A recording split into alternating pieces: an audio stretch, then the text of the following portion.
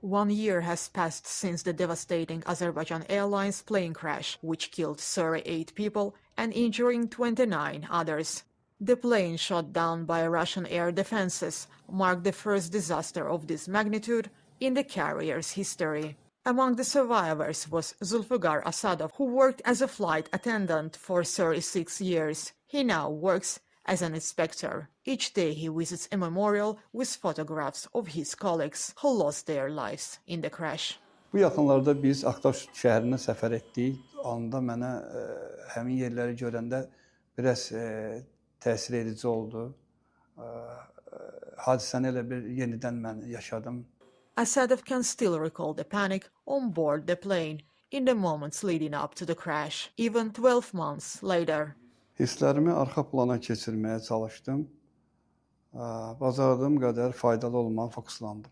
The flight was en route from Baku to the Russian city of Grozny when it crashed in Aktau on Christmas Day. Survivors say they heard an explosion followed by what looked like shrapnel hitting the plane, damaging the fuselage. 1 year on, survivors and relatives of those who lost their lives in the crash continue to seek justice as investigations remains ongoing.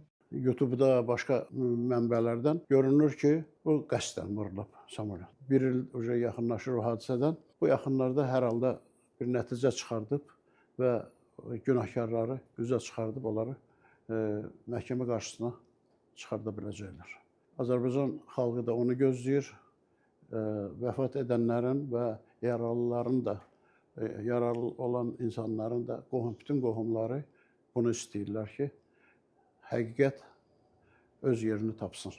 Gəldim Leyla gilə, oğlumun həyat yoldaşı ilə. Gördüm, insanlar yığılıb bura nə qədər. Dedim, nə məsələ dedi? Dedi ki, bəs İsmail qəzaya düşüb və orada həlak olub. Çox ürəyi açıq, dosta qiymət verən, ailə üzvlərinə qiymət verən, onların, məsələn, həmişə xeyrinə işlər görən bir insan idi. Ailəsini, oğlumu tanıyırdılar, zənglər oldu, mesajlar göndərildi. Azerbaijan revealed that the aircraft was struck by fragments from a Russian air defense missile, causing the fatal crash after extensive investigations. 1 day after the crash, Azerbaijan officials revealed to Euronews that the damaged aircraft had not been allowed to land at any Russian airport despite the pilot's requests.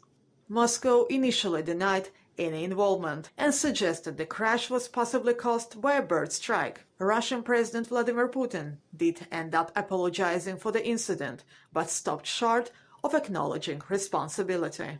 Almost a year later, Putin admitted Russia's air defenses, which aim to target and thwart Ukrainian attacks, were responsible for shooting down the aircraft. Azerbaijani President Ilham Aliyev, who threatened to take legal actions against the Kremlin, has called on Moscow to provide compensations to all victims and parties affected by this tragedy.